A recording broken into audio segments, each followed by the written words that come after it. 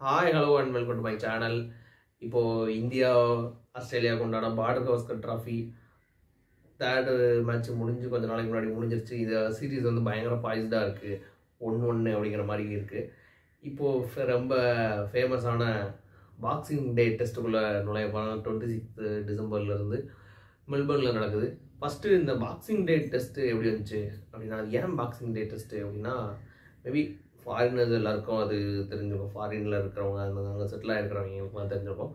அதாவது கிறிஸ்மஸ்க்கு மறுநாள் வந்து ஒரு தேவைப்படுற ஆட்கள்லாம் இருப்பாங்கள்ல, ஒரு நீடீஸ், அந்த ஒரு கஷ்டப்படுறவங்க, அவங்களுக்குலாம் வந்து ஒரு கிஃப்ட் பண்ணுற மாதிரி அந்த மாதிரி ஒரு டேவாக தான் பாக்ஸிங் டே இருந்திருக்கேன் தெரிஞ்சு வரேன். அந்த டேயில் நிறையா லீவ்ஸும் இருந்ததுனால ஃபேமஸாக ஒரு கிரிக்கெட் நடத்தலாம் அப்படிங்கிற மாதிரி. அதில் ஃபஸ்ட்டு இது ஆஸ்திரேலியாவில் தான் இந்த ட்ரெடிஷன் ஆரம்பிச்சிச்சு. 1875 அந்த மாதிரி டைமில் ஷெஃபீல்ட் ஷீல்டு மேட்ச் வந்து எப்போயும் நியூ சவுத் வேல்ஸ்க்கும் சவுத் ஆஸ்திரேலியாவுக்கும் எப்பயும் மெல்பர்ன் கிரிக்கெட் கிரவுண்டில் நடந்துட்டு இருந்திருக்கு.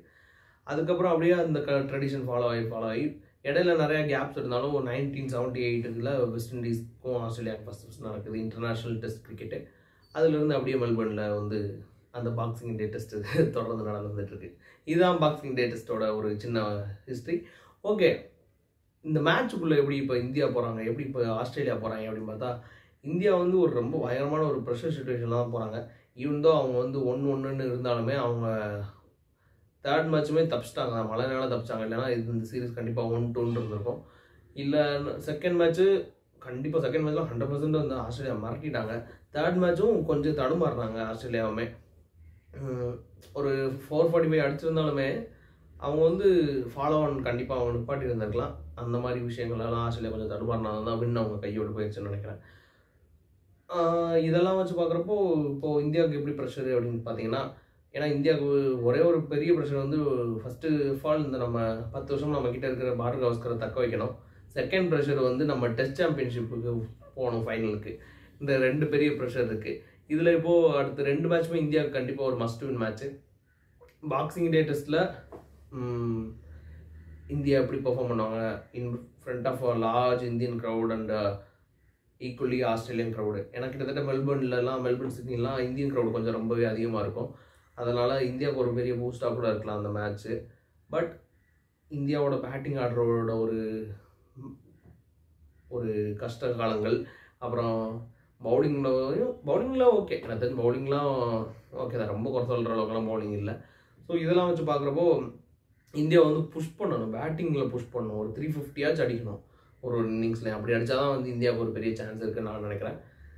இதில் ஆஸ்திரேலியாவுக்கு எப்படி போகிறாங்க, ஆஸ்திரேலியா இந்த மேட்சுக்குள்ளே எப்படி போகிறாங்க அப்படின்னு பார்த்தீங்கன்னா, ஆஸ்திரேலியாவுக்கு நம்ம சொன்ன மாதிரி தான் ரொம்ப ஒரு ஸ்ட்ராங் மைண்ட் செட்டில் தான் போகிறாங்க. நிறையா அவங்க ஆல்ரெடி ஒரு அப்பர் ஹேண்டில் இருந்தாலுமே இன்னும் நம்ம கண்டிப்பாக இது பண்ணணும் அப்படிங்கிறக்காண்டி ஒரு ஃபோர்ஸ்டு சேஞ்சஸ்லாம் நிறையா பண்ணியிருக்கிறாங்க டீமில். வெப்ஸ்டர் எட்டு வந்திருக்கிறாங்க. வெப்ஸ்டர் இதுக்கு முன்னாடி ரிசர்வில் இருந்தார்னு நினைக்கிறேன். இப்போ அந்த 15 மெம்பர்ஸ் ஸ்குவாடுக்குள்ளே எட்டு வந்திருக்கிறாங்க. போலந்து வந்து திரும்ப பிளேயிங் லெவனுக்கு வந்துடுவாங்க ஹேசல்வுட்டில். அதனால் முக்கியமான சேஞ்சை நான் பார்க்குறதுன்னா, மெக்ஸ்வீனியை டப்புன்னு தூக்கிட்டாங்க. மெக்ஸ்வீனியை தூக்கிட்டு சாம் கான்ஸ்டாஸை கொண்டு வந்துட்டாங்க. அவன் தலைவன் ஆல்ரெடி தம்பி நல்லா தான் விளாண்டுட்டு இருந்தான். நம்ம கூட ப்ராக்டிஸ் மேட்ச்சில் ஒரு செஞ்சுரி போட்டாப்ல. ஆனால் மெக்ஸ்வீனிக்கு அது கொஞ்சம் அது மாதிரி என்னடா இது அநியாயமாக இருக்குது அது மாதிரி நினச்சிருப்பான் தலைவன். ஏன்னா நான் மட்டுமா அடிக்கல, அவன் அடிக்கல, இவனும் அடிக்கல, எவ்வளோ அடிக்கல அப்படிங்கிற மாதிரி ஆஸ்திரேலியாவில் யாருமே பெருசாக பெர்ஃபார்ம் பண்ணல. ஆஸ்திரேலியன் பேட்டிங்கோட ஆவரேஜுமே ஹெட்டு மட்டும்தான் எனக்கு தெரிஞ்சு 81 அந்த மாதிரி வச்சுருக்காரு. மிச்சம் எல்லாருமே பிலோ 25 ஆவரேஜில் தான் ஆடிக்கிட்டு இருக்காங்க. ஸ்மித் தான் 24 ஆவரேஜ், இன்னும் போனால் பிலோ 20 ஆவரேஜில் தான் மற்ற பேட்ஸ்மேன்ஸ்லாம் ஆடிட்டு இருக்காங்க. ஸோ மெக்ஸ்வீனிக்கு மட்டும் அது ஒரு பெரிய அநியாயமாக தான் பார்க்குறேன். ஏன்னா மெக்ஸ்வீனி அதுக்கு முன்னாடி பெருசாக ஓப்பன் பண்ணதே கிடையாது பேட்டிங்லாம். இவங்க வந்து டீமுக்காக அந்த பையன் ஓப்பன் பண்ணா பாவம். ஒரு மேட்ச்லாம் டே அண்ட் நைட் டெஸ்ட்டில் நினைக்கிறேன் 38 ரன் அடித்தாங்க. 38 ரன்னு வந்து நான் கிட்டத்தட்ட ஒரு 60-70க்கு ஈக்குவலாக பார்க்குறேன். ஏன்னா against new ball, Bumrah, pink ball, இந்த மாதிரி நிறைய சேலஞ்சஸ் தாண்டி அவ்வளோ ஸ்டாண்ட் பண்ணினது ஒரு பெரிய விஷயம் தான். ஏன்னா கவாஜா அந்த 38 ரன் கூட அடிக்கலன்னு நினைக்கிறேன் கவாஜா இவங்களாம். ஸோ மெக்ஸ்வீனியை தூக்குனது ஒரு அன்ஃபேராக நான் பார்க்குறேன். பட் இருந்தாலுமே அந்த சாம் கான்ஸ்டாஸ் வந்து ரொம்ப ஒரு ஃபேமஸ் ஃபிகர் மாதிரி ஆகிட்டார்.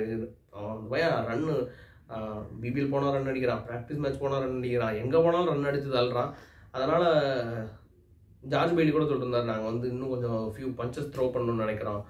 அது வின்னுக்கு கண்டிப்பாக புஷ் பண்ணணும்னு நினைக்கிறோம். அதனால தான் அது மற்றபடி மிக்ஸ் மீனிங் மேலே எங்களுக்கு வந்து டிசப்பாயின்மெண்ட்டோ அந்த மாதிரியெல்லாம் எதுவும் கிடையாது அப்படின்னு சொல்லியிருந்தார். அதே மாதிரி வெப்ஸ்டர் வந்து 31 இயர்ஸ், வெப்ஸ்டர் மார்ஷை ரீப்ளேஸ் பண்ணலாம் அப்படிங்கிற இந்த மேட்ச்சில் அப்படிங்கிற மாதிரி கூட பேசிக்கிறாங்க. பட் மிச்சல் மார்ஷோட ஃபீல்டிங்கே வெப்ஸ்டர் ரீப்ளேஸ் பண்ண முடியுமா அப்படின்னு தான் டவுட் தான்.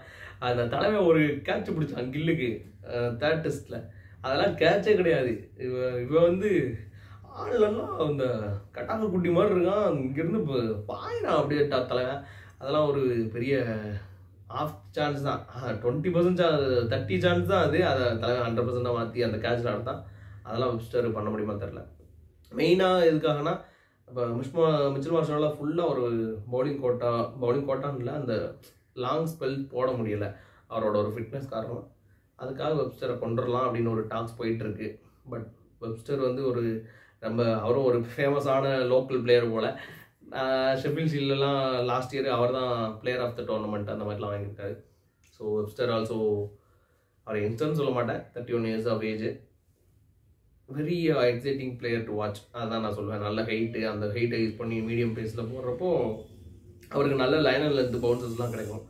கிட்டத்தட்ட கேம் கிரீனோட ஒரு செட்டப்னு வச்சுக்கோங்களேன், அதை அப்படியே ரீப்ளேஸ் பண்ணுவார் நினைக்கிறேன். ஸோ இவங்கெல்லாம் வர்றாங்களா இப்போ வெப்ஸ்டர். ஆனால் டேரெக்டாக பிளேயிங் லெவனுக்குள்ள வராரா அப்படின்னு தெரியல. ஆனால் கான்சர்ஸ் வந்து கண்டிப்பாக பிளேயிங் லெவனுக்குள்ள டேரெக்டாக ஜம்பின் ஆவார், அதில் எந்த சந்தேகமே இல்லை. எனக்கு அவர் தான் ஓப்பன் பண்ணுவாருங்க சாம் கான்சர்ஸ். இந்தியன் டீமில் எனக்கு தெரிஞ்சு பிளேயிங் லெவன் சேஞ்சஸ் எதுவும் இருக்காது, அன்லஸ் அன்டில் ஒரு இன்ஜுரினால ஒரு ஃபோர்ஸ்ட் சேஞ்ச் வந்தால் தவிர வேறு சேஞ்ச் இருக்காது அப்படிங்கிறது என்னோட ஒரு ஹோப்பு.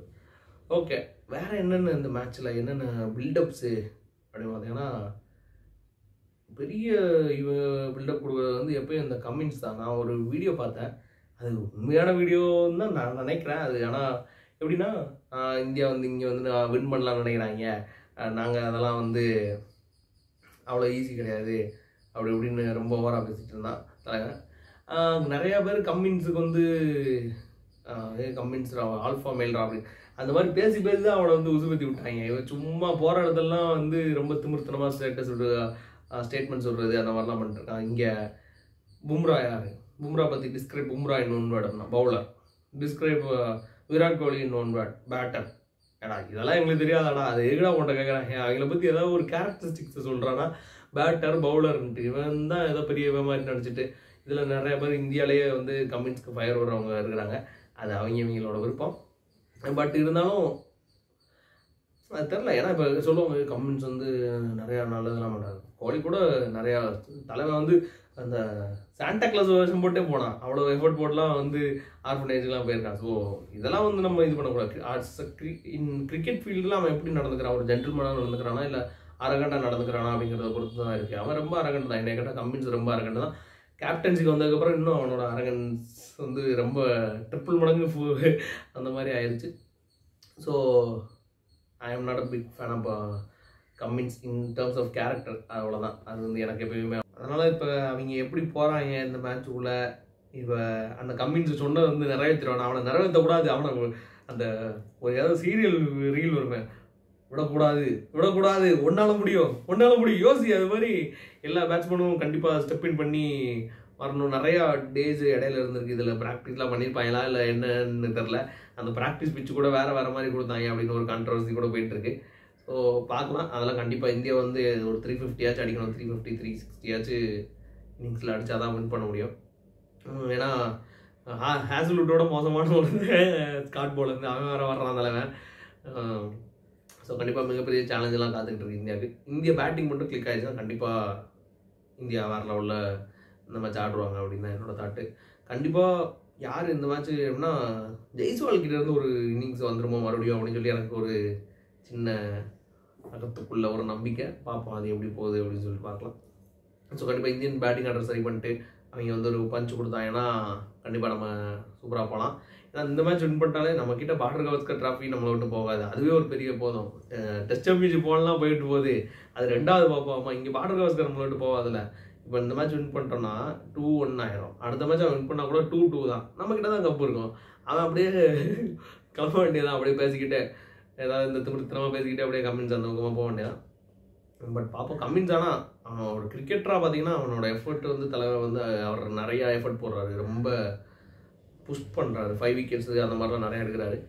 பட் பார்க்கலாம், இந்தியாவும் ஒரு கேரக்டர் காமிச்சு கண்டிப்பாக இந்த மேட்ச் வின் பண்ணணும் அப்படிங்கிறது தான் என்னோடய தாட்டு. வேறு என்னென்ன இந்த மேட்ச்சில் அப்படின்னு பார்த்தா, பும்ராவை எப்படி ஆஸ்திரேலியா சமாளிக்க போகிறாங்க அப்படிங்கிறது அவங்களுக்கும் ஒரு பெரிய தலைவலி தான். அவங்க வந்து எப்படியும் பிளான் பண்ணிப்பாங்க. போன தடவை கிட்டத்தட்ட சமாளிச்சுட்டாங்க அவங்க.